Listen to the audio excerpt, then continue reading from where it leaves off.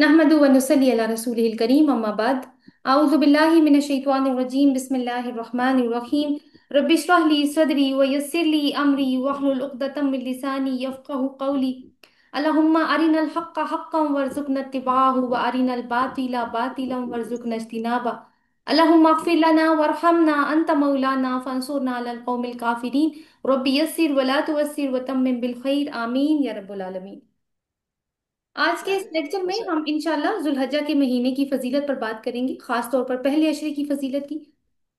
फिर हज पर मुख्तसर बात होगी और आखिर में कुर्बानी और ईद उल अज़हा पर डिस्कशन। मगर उससे पहले हम इब्राहीम अलैहिस्सलाम की सुन्नत को समझने की कोशिश करेंगे ब्रीफली, और ये भी कि कुर्बानी का फलसफा क्या है, हमारी नीयत क्या होनी चाहिए कुर्बानी को लेकर। और आखिर में कि हमने मिल्लत इब्राहीम को कैसे फॉलो करना है। इसीलिए इस लेक्चर का जो टाइटल है वो मिल्लत अबीकुम इब्राहीम है। और ये जो टाइटल है ये कुरान पाक की सूरह हज की आयत नंबर 78 से लिया गया है। तो जिन्होंने हमें अभी ज्वाइन किया है वो बेशक अपने माइक प्लीज चेक कर लीजिए। मैंने आपके म्यूट कर दिए। ओके, जजाकल्ला खैर।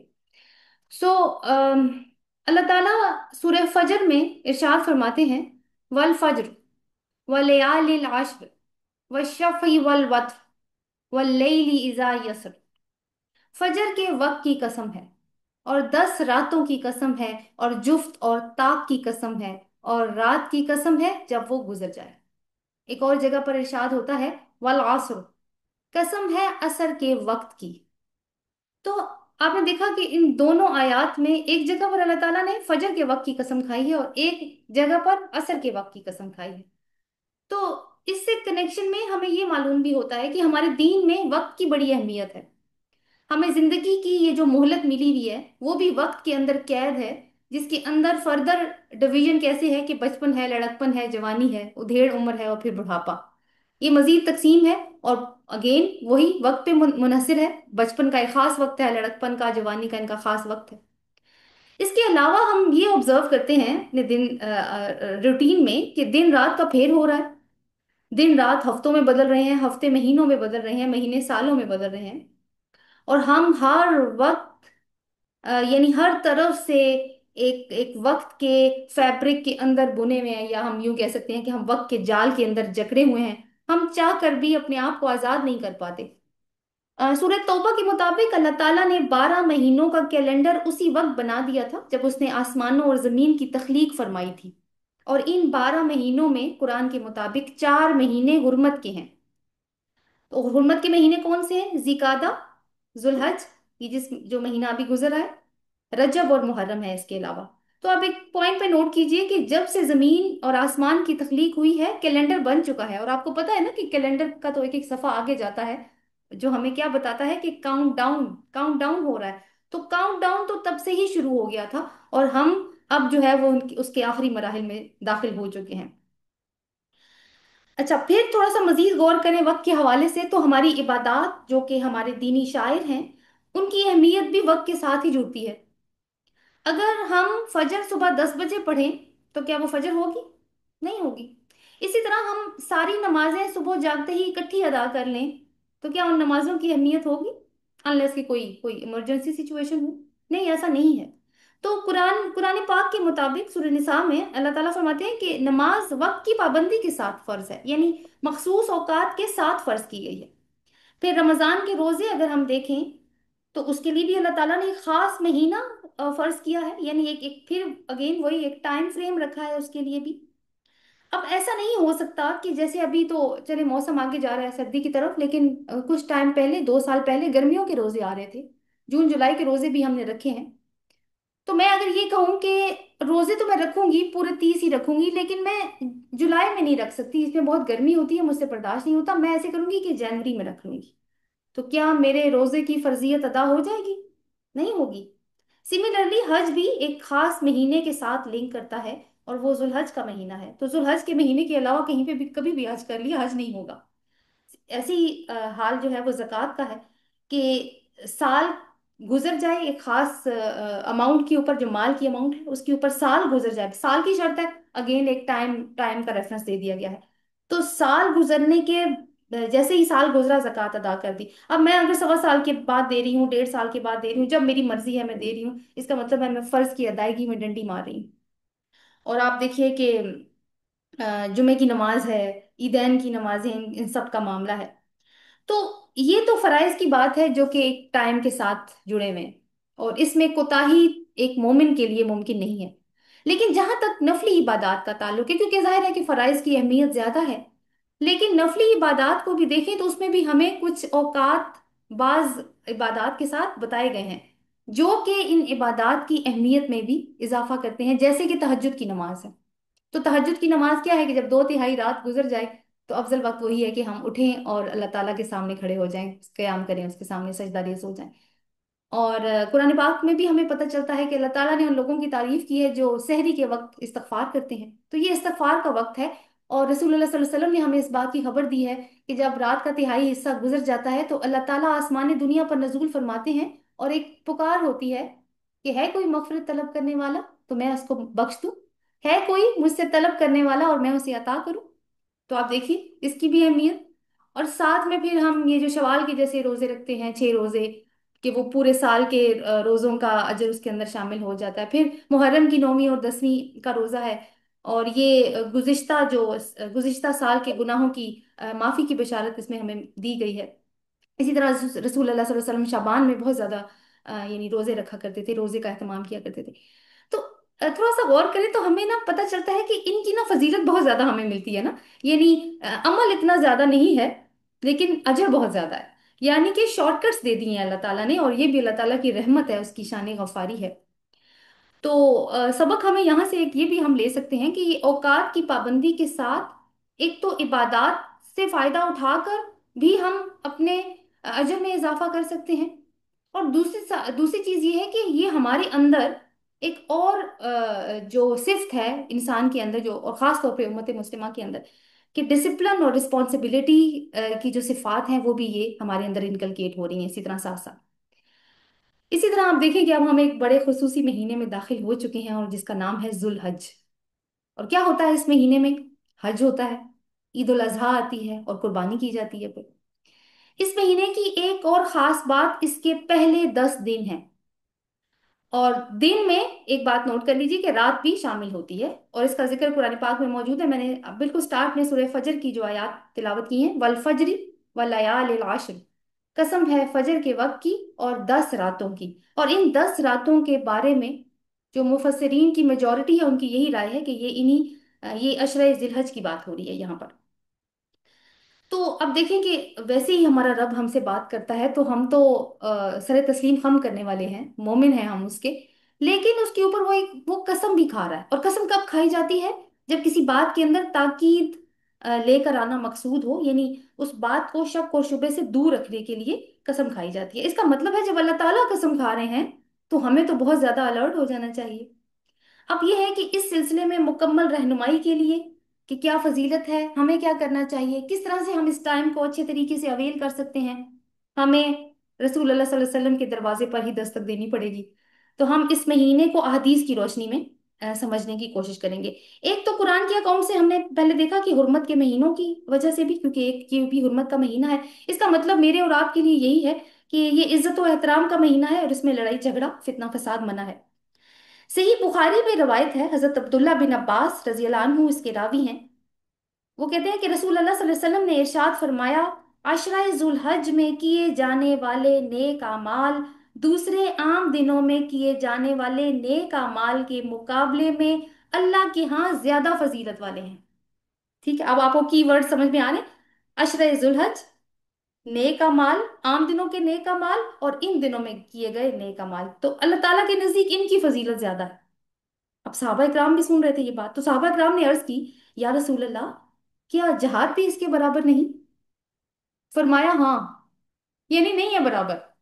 मगर वो शख्स जो जान और माल लेकर जिहाद के लिए निकले और फिर उसके जान और माल में से कुछ भी वापस ना आए, यानी वो शहीद हो जाए। मुराद ये है कि अगर वो शहीद हो गया तो फिर तो इन दिनों की इबादत के बराबर अजर पाएगा। तो सोचें कि सहाबा इकराम ने ये सवाल क्यों किया कि या रसूल अल्लाह, जिहाद से भी ज्यादा?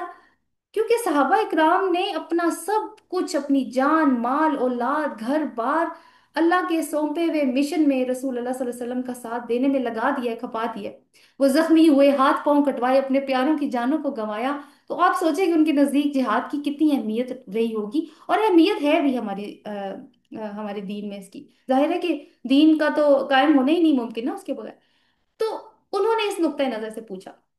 तो रसूल सल्लल्लाहु अलैहि वसल्लम के जवाब से हमें क्या अंदाजा हुआ कि आप देखें कि हम भी तो ये दुआ मांगते हैं ना, और ये हर मुसलमान को दुआ मांगनी चाहिए कि अल्लाह हमें भी अपने रास्ते में शहादत की मौत अता फरमा।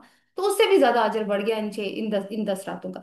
तो जिस तरह रमजान के आखिरी अशरे अशरे की रातों की अहमियत है, इसी तरह जिलहज के ये पहले 10 दिन भी बहुत कीमती हैं। एक और रवायत मैं आपके सामने रखती हूँ। हजरत अब्दुल्ला बिन उमर रजी अल्लाह अन्हु उसके रावी हैं कि रसूल अल्लाह सल्लल्लाहु अलैहि वसल्लम ने फरमाया, अल्लाह ताला के यहाँ अशरे जुलहज ज्यादा अजमत वाला है, और इन 10 दिनों में की जाने वाली इबादात आम दिनों की बनिस्बत अल्लाह को ज्यादा महबूब है। तो वहां पे था कि वो फजीलत के एतबार से ऊपर है, यहाँ भी है कि अल्लाह को एक चीज ज्यादा महबूब है, और जो अल्लाह को महबूब हो वो मोमिनों को तो महबूब होती ही है। तो अल्लाह अल्लाह के रसूल ने साथ में वजाहत भी फरमाई है कि इन दिनों में कसरत के साथ अल्लाह की तस्बीह करो। तस्बीह का क्या मतलब है? यानी सुबहान अल्लाह कहो। तहलील यानी ला इलाहा इल्लल्लाह। तकबीर यानी अल्लाहु अकबर। और तहमीद यानी अल्हम्दुलिल्लाह कहो। इस महीने की तीसरी अहमियत यह है कि ये दीन इस्लाम के पांचवें रुकन हज का महीना है, इसीलिए इसको जुल हज यानी हज वाला कहा गया है। और चौथी अहमियत ये है कि इस महीने में ओवरऑल यानी मखसूस दिनों में कुछ कुछ दिन हैं जो कि 9वीं जुलहज की फजर से लेके 13वीं जिलहज की असर की नमाज तक तकबीरात का खास एहतमाम किया जाता है। इनमें तकबीरात क्या हैं? अल्लाहु अकबर, अल्लाहु अकबर, अल्लाह सबसे बड़ा है, अल्लाह सबसे बड़ा है। ला इलाहा इल्लल्लाहु, अल्लाहु अकबर, नहीं है कोई माबूद सिवाय अल्लाह के, अल्लाह सबसे बड़ा है। वल्लाहु अकबर, अल्लाह सबसे बड़ा है। वलिल्लाहिल हम्द, और हम उसी के लिए है, सिर्फ अल्लाह के लिए। और एक और बहुत बड़ी फजीलत जो इस महीने को हासिल हुई वो भी हमें कुरान से मालूम होती है, और वो क्या है कि इस महीने में अल्लाह ताला ने इस्लाम को मुकम्मल फरमा दिया। अलमाइदा की आयत नंबर 3 में अल्लाह ताला इरशाद फरमाते हैं, अल यौमा अकमलतु लकुम दीनकुम, आज के दिन मैंने तुम्हारे लिए तुम्हारा दीन मुकम्मल कर दिया। व अतममतु अलैकुम नियमती, और अपनी नेमत तुम पर तमाम कर दी। व रदीतुकुमुल इस्लाम दीना, और तुम्हारे लिए इस्लाम को दीन के तौर पर पसंद कर लिया। तो ये आयत जो है वो योम अरफा यानी 9 जिलहज जो होता है, और आपको पता है कि योम अरफा जो है वो हज का सबसे बड़ा रुकन है। रसूल सल्लल्लाहु अलैहि वसल्लम ने फरमाया कि जिसने अरफा का कयाम कर लिया उसका हज हो गया। तो मैदान अरफात में ये आयत जो है वो नाजिल हुई थी। तो एक यहूदी की नजर पड़ी इस आयत के ऊपर, गुजरी उसके सामने से, तो वो हजरत उमर बिन खत्ताब के पास आया और कहता है कि तुम्हारे कुरान में एक ऐसी आयत है कि अगर हमारे पास वो आयत होती ना तो हम तो ईद मनाते उस आयत के उतरने पे। तो हजरत उमर बिन खत्ताब ने पूछा कौन सी है, तो उसे कहा कि ये वाली है। हजरत उमर बिन खत्ताब ने फरमाया कि हम खूब जानते हैं इस आयत को। ये आयत 9 जिलहज को मैदान अरफा में नाजिल हुई थी, और 10 जिलहज को हमारी ईद होती है। तो यहां तक की डिस्कशन को सम अप करें तो हम कुछ नताइज निकालने की कोशिश करते हैं। एक तो पहली चीज कि इन दिनों में हमारी सारी तवज्जो नेक अमाल की तरफ होनी चाहिए। और वो भी देखें कि वो वही वाली शॉर्टकट वाली बात है। और अल्लाह ताला जो हदीसों में हमने देखा कि रसूल सल्लल्लाहु अलैहि वसल्लम ने फरमाया कि जिहाद से भी ज्यादा बढ़कर इसकी फजीलत है, और ये दिन अल्लाह के नजदीक फजीलत वाले भी हैं। अल्लाह ताला जो है वो इन दिनों में की जाने वाली इबादत को बाकी दिनों की इबादत से ज्यादा महबूब रखता है। तो अब हमारी तवज्जो इस तरफ होनी चाहिए। यानी कम दिन है और ज्यादा अजर समेटने का हमें मौका मिल गया। दूसरी चीज ये है कि नेक अमाल होते क्या हैं। तो सबसे पहले तो फराइज ही आएंगे, तो उसमें कोताही नहीं कर सकते। जैसे कि नमाज है, ज्यादा जाहिर है कि डेली बेसिस पे तो हम इसी इबादत का एहतमाम करते हैं। तो इसको पहले से भी ज्यादा शौक के साथ, खुशू और खुशू के साथ अदा करने की कोशिश करें, ताकि इसकी प्रैक्टिस हमें बाद के दिनों में भी हो। ये बात याद रखने की है कि देखिए, नवाफिल की अपनी जगह अहमियत जरूर है। और वैसे तो ये अशरे जुलहज, ये जुलहज का पूरा महीना फर्ज तो सिर्फ हज की इबादत के साथ ही है ना, जो कि जाहिर है कि जिसकी माली या जिस्मानी इस्तात होगी सिर्फ वही अदा करेगा। बाकी जितना भी हम जिक्र करें ये नफल इबादत है। तो ऐसा नहीं होना चाहिए कि नफल इबादत के शौक में हम अपने फर्जों से कोताही कर दें। फर्जों से कोताही हम नहीं कर सकते। ये दोनों चीजें इक्विवेलेंट नहीं हो सकती। आप यूं समझिए जैसे आप लोग आइसक्रीम खाते हैं, या हम लोग कभी पिज्जा खाते हैं तो कहते हैं एक ऑफर होती है, आपने एक्स्ट्रा टॉपिंग करवानी है, तो हम कहते हैं हाँ जी एक्स्ट्रा टॉपिंग कर दे। अब क्या देखें कि खाली एक्स्ट्रा टॉपिंग की कोई अहमियत है आइसक्रीम के बगैर? तो साथ ही है ना, तो ये एक एक्स्ट्रा टॉपिंग है जो हमें मिल रही है। اور ایک یعنی اللہ تعالیٰ کی رحمت ہے جو برس رہی ہے اس کے اندر. سو ایک چیز تو یہ ہوگی. دوسری ذکر اذکار، اس کی کثرت ہم کر سکتے ہیں، جیسے کہ رسول صلی اللہ علیہ وسلم کی حدیث سے بھی پتہ چلا کہ تسبیح کرو، سبحان اللہ، لا الہ الا اللہ، اللہ اکبر، الحمدللہ، اس میں کثرت کریں. اور ویسے بھی جو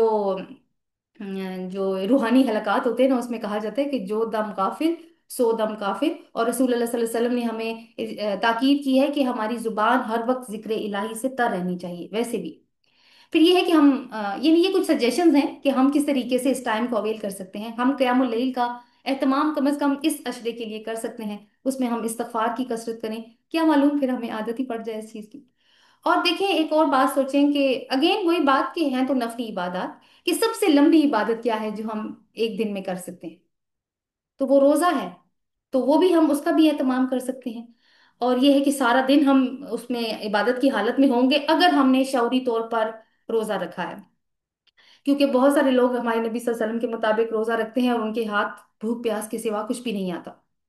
سو روزے کا مقصد تو تقویٰ ہے نا، یہ تو ہمیں نہیں بھولنا چاہیے. پھر یہ ہے کہ چھوٹی چھوٹی اور نیکیاں سے گھر میں، اب جیسے گرمی بہت ہے تو ویسے ہی چڑچڑی ہو رہے ہوتے ہیں، تو ایک دوسرے کام ڈاؤن کرنا، تسلی دے کے رکھنی، کسی کا غصہ ٹھنڈا کر دینا، کسی کو پانی پلا دینا، کسی کی ہیلپ کر دینی، راستے میں گزرتے ہوئے کسی ہارمفل آبجیکٹ کو ہٹا دینا، کوئی جانور مشکل میں ہے جان بوجھ کے چونٹیاں نہ مارنا. اور خیال رکھنا راستہ چلتے ہوئے کہ میری وجہ سے کوئی کوئی جانور تو نہیں مار رہا، کوئی چھوٹے چھوٹے جیسے کیڑے مکوڑے ہوتے ہیں. تو بہت ساری چیزیں ہو سکتی ہیں. پڑھائی میں کسی کو اسٹوڈنٹ ہے تو سپورٹ کر سکتے ہیں، اگر جاب پہ ہیں تو کلیگس کے لیے کچھ ہیلپ کر سکتے ہیں. اس کے علاوہ ایکسٹرا آرڈنری تو آپ کے لیے میدان ہم سب کے لیے کھلا ہے. جو بھی چاہیں ہم کر سکتے ہیں، بس نیت ہماری اللہ کے لیے ہونی چاہیے تو قبول فرمانے والا ہے. پھر ہے کہ صدقات کا اہتمام بھی ہم کر سکتے ہیں اس کے اندر، کہ اللہ تعالیٰ صدقات کو پالتا ہے. رسول اللہ صلی اللہ علیہ وسلم نے ہمیں اس کی اطلاع دی ہے. جس طرح انسان گھوڑے کا بچہ پالتا ہے. اور صدقے کا تو مطلب یہی ہے کہ کسی کی تکلیف میں شامل ہو جانا. تو آج کل شامل ہوں گے تو ظاہر ہے کہ پھر وہی بات کہ اس کا اجر بھی بہت زیادہ ہے. تو کسی کا قرض ادا کرنے میں اس کی مدد کر سکتے ہیں. کوئی حالات جیسے بہت تنگ ہیں آج کل، ہم دیکھتے ہیں کہ جس طریقے کا فائنینشیل کرائسس سے ہم ایز اے نیشن گزر رہے ہیں، تو بہت سارے لوگ جو ہیں وہ مشکل میں مبتلا ہو چکے ہیں. لیکن یہ ساری چیزوں سے پہلے ایک اور کام کرنے کی ضرورت ہے، اور وہ ہے صفائی کر لیں. اور صفائی کس کی کرنی ہے؟ گھر کی تو کرتے ہی ہیں، دل کی صفائی کر لیتے ہیں. یعنی اپنے دل کو بدگمانیوں سے، بے ایمانیوں سے، نفرتوں سے، حسد سے، منافقت سے پاک کر لیں، جھوٹ سے پاک کر لیں، کیونکہ یہ دلوں کی بیماریاں ہیں. اور اللہ تعالیٰ قرآن پاک میں کیا ارشاد فرماتے ہیں؟ اللہ من اتى اللہ بقلب سلیم، کہ سوائے اس کے جو میرے پاس قلب سلیم لے کر آیا. قلب سلیم ہوتا ہے سالم دل. یعنی سالم دل کون سا دل ہے؟ جو گندگیوں سے پاک ہے، منافقت، کفر اور یہ جو گندگیوں کی کالخ ہے اس سے پاک ہے. تو اللہ تعالیٰ کہتے ہیں جیسا دل میں نے دے کے بھیجا تھا ویسا ہی واپس لے کر آنا، گندا کر کے نہ لانا اس کو. تو اس کے لیے تو کیا ہے کہ یہ ساری چیزیں، پھر یہ گندگیاں تو نکالنی پڑے گی نا دلوں کے اندر سے. اور پھر تکبیرات کی جیسے بات ہوئی تو یہ بھی ایک قسم کی بھولی ہوئی عبادت بن چکی ہے. صحابہ کرام تو ان دنوں میں، یعنی 9 سے لے کے جو 13 ذی الحج کی بات ہوئی، ان میں تو بازاروں سے گزرتے تو اونچی آواز سے تکبیرات پڑھتے تھے تاکہ باقی لوگ بھی سنیں اور موٹیویٹ ہوں. حضرت عمر بن خطاب کا بھی یہی طریقہ تھا. لیکن ہمارے ہاں خاص طور پر صرف اس کو زیادہ تر الا ماشاء اللہ کوئی ہو سکتا ہے کہ بس مرد حضرات عیدگاہ جاتے آتے ہی پڑھتے ہیں اس کو. اور وہ بھی بہت زیادہ کوئی کثرت سے نہیں پڑھا جاتا. خواتین تو ویسے عید کے دن اپنے کاموں میں اتنی مشغول ہوتی ہیں اور عید کی تیاری میں ہم بہت کچھ بھول جاتے ہیں. تو اگر ہم پڑھ بھی رہے ہیں، ایک تو یہ ہے کہ ہم نے اس بات کا دھیان رکھنا ہے، ایک دوسرے کو ریمائنڈ بھی کروانا ہے کہ ہم تکبیرات نہیں چھوڑنی. اور دوسری بات یہ ہے کہ اگر پڑھ رہے ہیں تو کیا واقعی ہمارے دل میں احساس ہے کہ اللہ اکبر ہے اور میری باقی ساری چیزیں اثر ہیں اس کے مقابلے میں، یا صرف ہم زبان سے ہی اس کی تکبیرات کو بیان کر رہے ہیں. سو تو پتہ چلا کہ یہ دن تو کچھ ایک گفٹ ہے اللہ تعالیٰ کی طرف سے، اس کی رحمت کا مظہر ہے اور اللہ کے تقرب کا ذریعہ. ہمارے اپنے دلوں کا اطمینان بھی ہے جو کہ صرف ذکر الہی سے ممکن ہے. اور یہ 10 دن بھی اگین ہمیں ایک موقع دیتے ہیں کہ ہم اپنے دلوں کو صاف کر سکیں، اپنا تزکیہ کر سکیں، اللہ کے ساتھ تعلق کو مضبوط کر سکیں. پھر حج کی بات کریں جو کہ اگین اسی مہینے کے ساتھ خاص ہے. حج کیا ہے اصل میں؟ اب دیکھیں، یوم آخرت کی ایک ریہرسل ہے. حج میں تمام لوگ میدان عرفات میں جمع ہو کے رب سے مغفرت طلب کرتے ہیں نا. آخرت کے دن بھی ہم ایک میدان میں جمع ہو کے مغفرت کی امید لگا کے کھڑے ہوں گے. اور اس کے مناسک کو اگر ہم دیکھیں تو سارے کے سارے مناسک، جیسے کہ ہمارا آج کے لیکچر کا ٹائٹل بھی ہے ملت ابیکم ابراہیم، تو سارے کے مطلب میجورٹی کے جو مناسک ہیں وہ حضرت ابراہیم اور ان کی فیملی کے ساتھ جڑتے ہیں. بیت اللہ کی تعمیر دوبارہ سے خود حضرت ابراہیم علیہ السلام اور حضرت اسماعیل علیہ السلام نے کی ہے. फिर सफा मरवा की जो सही की जाती है, ये हजरत हाजरा की याद में, कि जो उन्होंने वो पानी देखने के लिए सफा और मरवा के साथ चक्कर लगाए थे, और फिर वो हजरत जिब्रील अलैहिस्सलाम ने जो पानी का चश्मा जमजम निकाल के दिया था, तो वो उसकी याद है। फिर मकाम इब्राहिम है वहां पे, जिसके लिए अल्लाह ताला ने ताकीद की है कि उसको मसल्ला बना लो। मिना में जाके हम पहला दिन तो मिना में जाते हैं, और मिना में वहां पे रमी का जो नुस्ख है, यानी शैतान को कंकरियां मारने का नुस्ख अदा होता है। कि जब हजरत इब्राहिम अलैहिस्सलाम हजरत इस्माइल अलैहिस्सलाम को लेकर जा रहे थे, जब अल्लाह ताला का हुक्म हुआ था कि अपने बेटे को ज़बह कर दें, तो उसमें उन्होंने बहकाने की कोशिश की थी शैतान ने। तो ये तो बात हो गई कुछ अशरे जिलहज को लेके खास तौर पर। अब आगे जो हम बात करने जा रहे हैं वो है कुर्बानी को लेकर और ईद उल अजहा को लेकर। और ये तो हम बहुत अच्छे तरीके से जानते हैं कि ईद उल अजहा पर जानवरों को कुर्बान किया जाता है। तो एक मर्तबा सहाबा इकराम रिजवानुल्लाहि अलैहिम, उन्होंने रसूल अल्लाह सल्लल्लाहु अलैहि वसल्लम से दरियाफ्त किया कि ए अल्लाह के रसूल, हम जो आप सल्लल्लाहु अलैहि वसल्लम के हुक्म से ईद उल अजहा पर कुर्बानी करते हैं, तो आप हमें बताइए कि ये क्या है। यानी वो पूछना चाह रहे थे कि क्या मकसद है, हम क्यों करते हैं। तो हुजूर सल्लल्लाहु अलैहि वसल्लम ने फरमाया कि सुन्नतु अबीकुम इब्राहिम, ये अल्फाज आपने याद रखने हैं। सुन्नतु, ठीक है, सुन्नतु अबीकुम इब्राहिम, ये तुम्हारे बाप इब्राहिम की सुन्नत है। तो जैसे ही इस सुन्नत का जिक्र हमारे सामने आता है, एक अजीम शान वाकया हमारी नजरों के सामने घूम जाता है, जिसमें एक 100 साला बूढ़ा शख्स अपने रब की रजा हासिल करने के लिए अकलौते बेटे की गर्दन पर छुरी फेर रहा है। यानी अल्लाह के रास्ते में जो एक अल्टीमेट सूरत हो सकती है कुर्बानी की, एक आखिरी सूरत हो सकती है, वो भी अदा कर दी इब्राहिम अलैहिस्सलाम ने अपने जज्बात और एहसासात को एक साइड पे रख के। और इसी तरह क्या हुआ कि ये कुर्बानी दीनी शायर का हिस्सा बन गई। तो ये जो खास कुर्बानी हजरत इब्राहीम अलैहिस्सलाम से तलब की गई थी, ये कोई आसान कुर्बानी नहीं थी, ये बहुत बड़ा इम्तिहान था जो अल्लाह ताला ने हजरत इब्राहीम अलैहिस्सलाम से लिया। लेकिन क्या अल्लाह ताला बाकी इंसानों से भी इसी तरह से इम्तिहान लेते हैं, या इम्तिहान सिर्फ इब्राहीम अलैहिस्सलाम ही का था? तो कुरान का बयान है सूरह मुल्क की आयत नंबर 2, अल्लज़ी खलक़ल मौत वल हयाता लियब्लुवकुम अय्युकुम अहसनु अमला, वो जात जिसने मौत और जिंदगी की तख्लीक की ताकि वो तुम सबको आजमा कर देखे कि तुम में से अच्छे अमल कौन करता है। तो की वर्ड है यहाँ पे एक तो लियबलुवकुम, यब लियबलुवकुम बला से है, बला का मतलब होता है आजमाइश। और लिंक किससे करती है, क्यों मैं इम्तिहान ले रहा हूँ, क्यों आजमाइश कर रहा हूँ, ताकि मैं ये चेक कर सकूं कि तुम में से अच्छे अमल कौन करता है। तो अब हमने ना कुछ कनेक्शंस बनाने हैं इससे पहले कि हम आगे बढ़े। एक तो ये सुन्नतु अबीकुम इब्राहिम, दूसरी मैंने आपके सामने सूरह मुल्क की आयत रखी कि अल्लाह ने जिंदगी और मौत तो बनाई इसलिए है कि वो आजमाइश करे। और फिर इस सूरह साफात में इस वाक्य का जिक्र आया, ये जो वाक्य हजरत इस्माइल अलैहिस्सलाम के हवाले से है। तो इस वाक्य के बारे में अल्लाह ताला ने खुद क्या कमेंट किया है सूरह साफात की आयत नंबर 106 में, कि इन हाजा लहुवल बलाउल मुबीन, कि यकीनन या बेशक ये बहुत ही कड़ी आजमाइश थी। ये अल्लाह ताला खुद कह रहे हैं, और आजमाइश खुद में डाला है हजरत इब्राहिम अलैहिस्सलाम को, खुद कह रहे हैं इस बात के ऊपर कि मैं, ये बहुत बड़ी आजमाइश थी, और हजरत हजरत इब्राहिम इसमें कामयाब ठहरे। तो एक नतीजा ये निकला कि आजमाइश तो सबकी होगी, इम्तिहान तो सबका होगा, और देखा ये जाएगा कि कौन अच्छे अमल करता है और कौन बुरे। अब हुजूर की हदीस सल्लल्लाहु अलैहि वसल्लम की हदीस को सामने रखते हैं कि सुन्नत अबीकुम इब्राहिम। सुन्नत का मतलब होता है तरीका या रास्ता जिस पर कोई चलता है। थोड़ी सी नजर फिर इसका मतलब है मुख्तसरन हमें इब्राहिम अलैहिस्सलाम की जिंदगी के तरीके पर डाल लेनी चाहिए कि इनको कितनी तरह की आजमाइश या इम्तिहान आए, और उन इम्तिहानों में उनका रवैया क्या था। तो सबसे पहले तो उनकी अक्ल का इम्तिहान था और उनके शऊर का इम्तिहान था। हजरत इब्राहिम अलैहिस्सलाम ने जिस दौर में आंख खोली वो इराक का मुल्क था, और जो शहर था वो उर था, उर। और माहौल क्या था कि हर तरफ शिरक की शिरक, शिरक के अंधेरे। सूरज भी रब है, चांद भी रब है, तारा भी रब है। वक्त का बादशाह नमरूद था, वो भी रब है, सबकी इबादत होती है। इसके अलावा सैकड़ों देवी देवता और भी हैं जिनके बुत बना लिए गए थे, जिनके टेम्पल्स बने हुए थे, हर हाजित के लिए अलग खुदा, अलग रब था। और मजे की बात एक और मैं आपको बताऊं कि हजरत इब्राहिम अलैहिस्सलाम के जो वालिद हैं, जिनका नाम आजिर बताया है अल्लाह ताला ने कुरान पाक की सूरह नाम में, वो बुतों का सबसे बड़ा डीलर है। आप जरा सोचें, एक बंदे ने, एक एक बच्चे ने इस माहौल में आंख खोली है। बुतों वाले आसपास बुत ही बुत हैं उसके, माँ बाप उसके बुतों के सिर्फ पुजारी नहीं है बल्कि कारोबार भी उनका उसी के साथ वाबस्ता है। उस बच्चे की सोच कैसी रही होगी?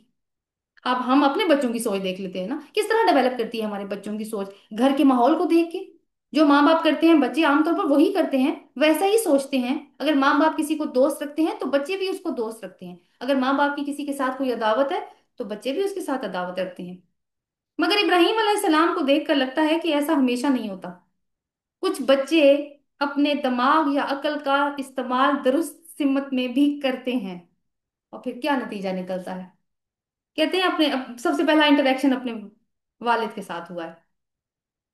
कहते हैं कि अब्बाजान, मैं देखता हूं कि आप और आपकी कौम तो खुली गुमराही में है।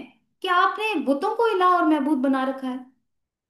अब आप सोचें बाप का रिएक्शन क्या होगा कि वो बेटे के मुंह से ऐसी बात सुन रहा है। अब हमारे यहाँ कोई बच्चा कहे कि मैं इस्लाम को क्यों फॉलो करूं, मैं क्यों नमाज पढ़ूं, क्यों रोजे रखूं, क्यों अल्लाह को एक मानूं, तो हम क्या कहेंगे?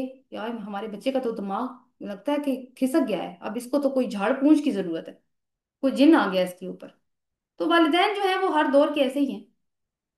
अब ये है कि वालिद को एक तरह से दावत दे दी, और उसके बाद अब पूरी कौम की तरफ मतवज्जो होते हैं। और वो सूरत नाम का एक वाकया कि जब पहले उन्होंने तारा देखा और कहा कि ये हमारा रब है, इसको पूजते हैं। फिर उन्होंने चांद देखा, फिर सूरज देखा। वो वाकया आपने यकीनन पढ़ रखा है, मैं उसकी डिटेल में तो नहीं जा रही।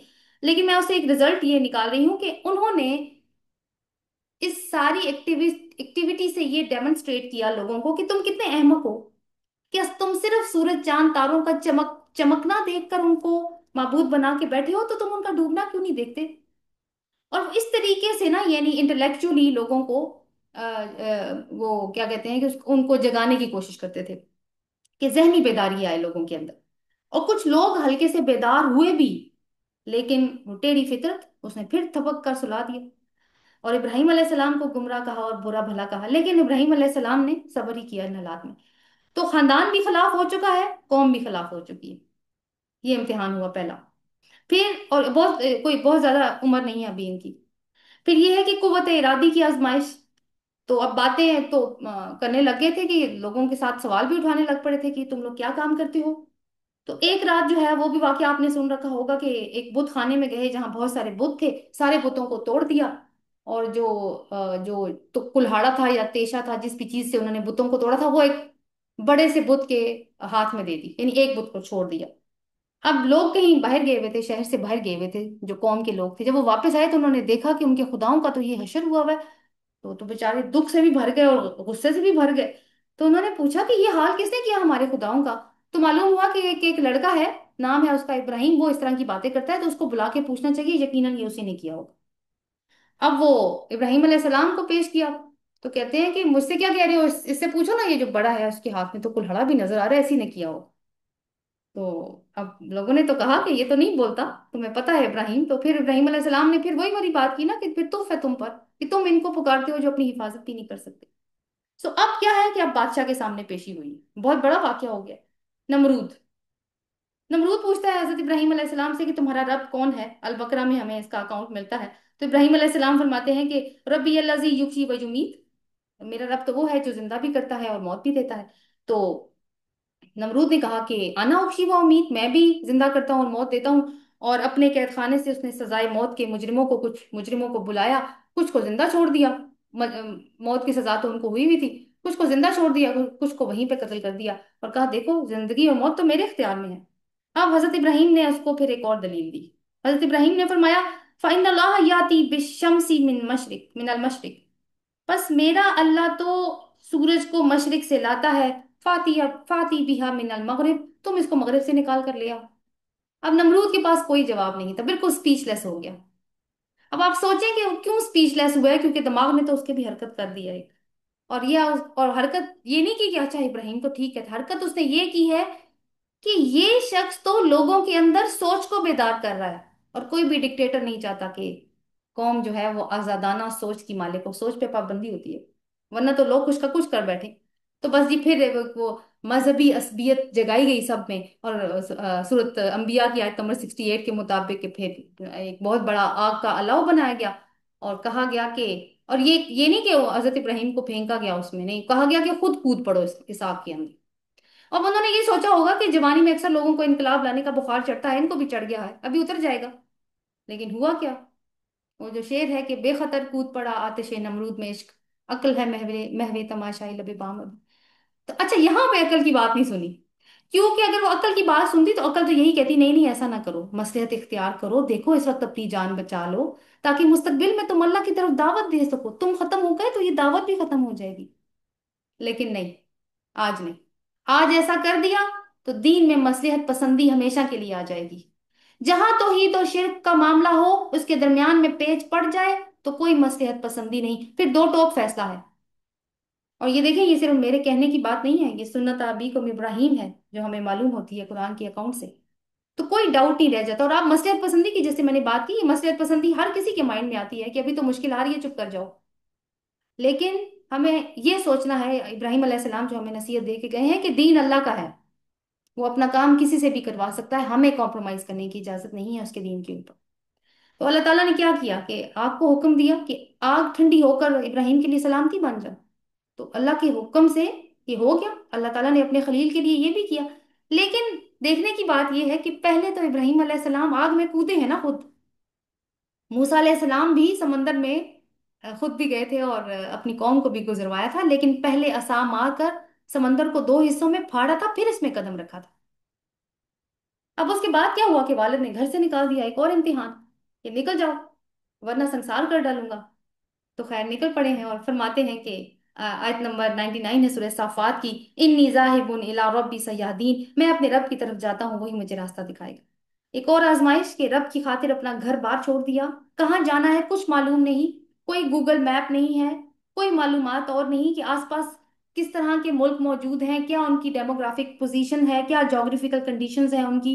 आज हमें जाना हो तो हम इंटरनेट पे उस इलाके के बारे में जान लेते हैं, सब कुछ हम उसके बारे में इंफॉर्मेशन ले लेते हैं, होटल पहले से बुक होते हैं हमारे। लेकिन उस वक्त तो क्या है, हजरत इब्राहिम अलैहिस्सलाम के पास क्या सहारा है, सिर्फ अल्लाह का सहारा है और उन्हीं पे तवक्कुल। तो निकल पड़े अपने घर से, और साथ उनकी फिर बीवी हैं हजरत सारा अलैहिस्सलाम और भतीजे लूत अलैहिस्सलाम। तो और देखें कि जब इंसान अपनी फैमिली या आबाई वतन से कटता है ना, तो ये कुदरती बात है कि वो अपने प्यारे रिश्तों को भी मिस करता है और उस इलाके की दरो दीवार को भी मिस करता है जहाँ पे उसने अपना बचपन गुजारा होता है।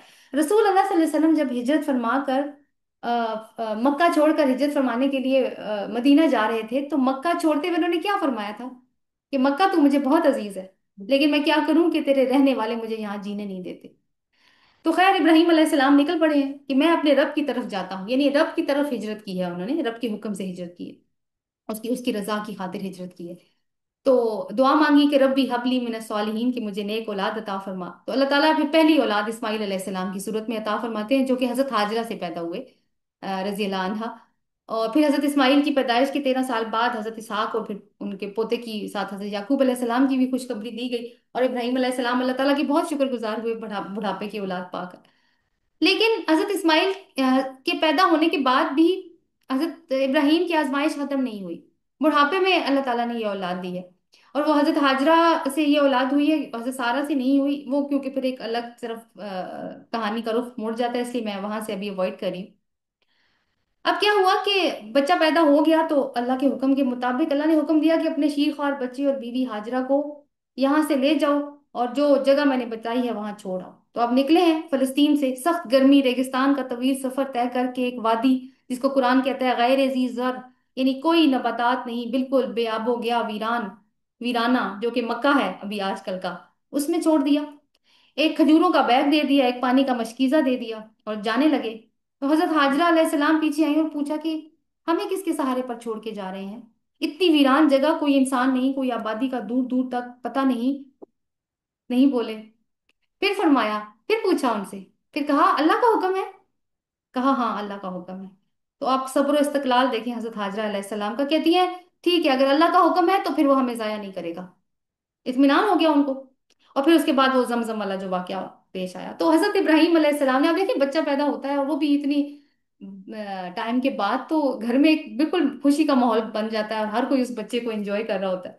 लेकिन हजरत इब्राहिम ने अपनी औलाद को एंजॉय नहीं किया, अल्लाह ने हुक्म दिया, बस छोड़ आए वहां पे। उसके बाद हजरत इब्राहिम अलैहिस्सलाम 13 साल के बाद मक्का आए हैं। अब इस्माइल अलैहिस्सलाम अब 13 साल के हो चुके हैं, यानी जवानी की चौखट पे उन्होंने कदम रख दिया है। अब एक और इम्तिहान, और जिसको अल्लाह ताला ने खुद अल बलाउल मुबीन कहा है कि इंतहाई कड़ी आजमाइश जो किसी भी वालिद को कभी पेश आए। تو قرآن اس کا نقشہ ایسے کھینچتا ہے گویا ہم اس واقعے کو اپنی آنکھوں سے دیکھتے ہیں۔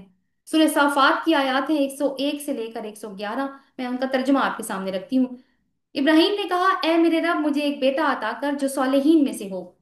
ہم نے اس کو ایک حلیم لڑکے کی بشارت دی۔ وہ لڑکا جب اس کے ساتھ دوڑ دھوپ کرنے کی عمر کو پہنچ گیا، اور ایک روز ابراہیم نے اس سے کہا، بیٹا میں خواب میں دیکھتا ہوں کہ میں تجھے ذبح کر رہا ہوں، اب تو بتا تیرا کیا خیال ہے؟ اس نے کہا، ابا جان جو کچھ آپ کو حکم دیا جا رہا ہے اسے کر ڈالیے، آپ انشاءاللہ مجھے صبر کرنے والوں میں سے پائیں گے۔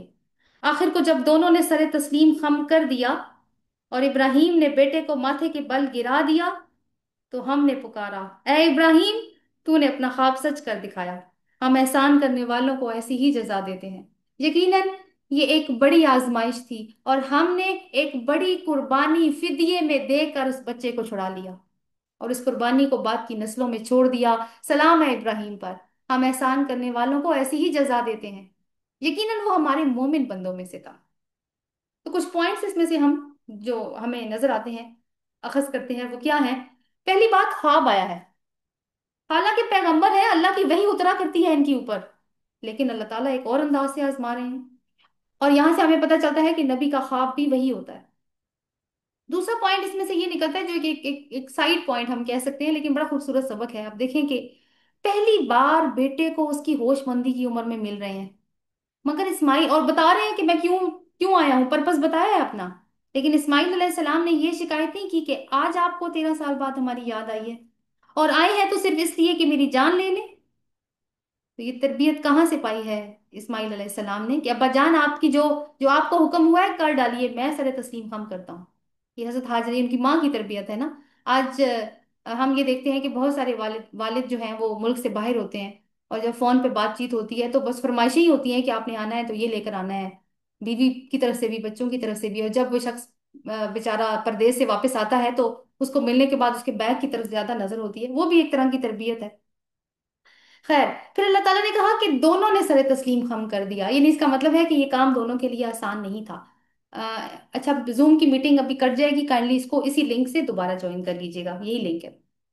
پھر یہ ہے کہ ابراہیم علیہ السلام نے تو اپنی طرف سے چھری چلا دی ہے نا، وہ تو اللہ نے پکارا ہے، جیسے اللہ فرما رہے ہوں، رک جاؤ، ہاتھ روک دو، یعنی امتحان لینے والے نے بس کر دی ہے، دینے والے نے نہیں کی۔